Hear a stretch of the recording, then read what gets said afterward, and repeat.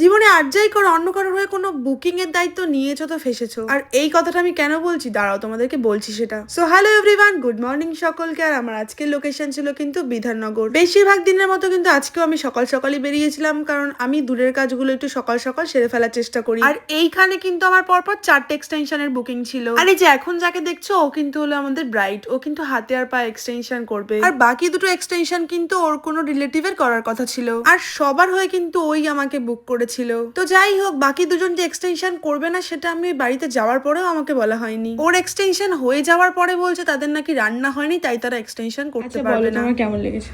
খুব ভালো লেগেছে, মানে কিছু বলার ভাষা নেই, এত সুন্দর হয়েছে। যেরকম ডিজাইন ক্লিন, খুব ডিজাইনটাও খুব সুন্দর হয়েছে। আচ্ছা। ভালো হয়েছে। আর তুমি আমাকে কিভাবে বুক করেছিলে? আমি তো অনলাইনের মাধ্যমে ফেসবুক থেকে দেখে তারপর বুক করেছি, রিভিউগুলো দেখেছি, খুব সুন্দর। তোমার লোকেশনটা বলো। বিধাননগর।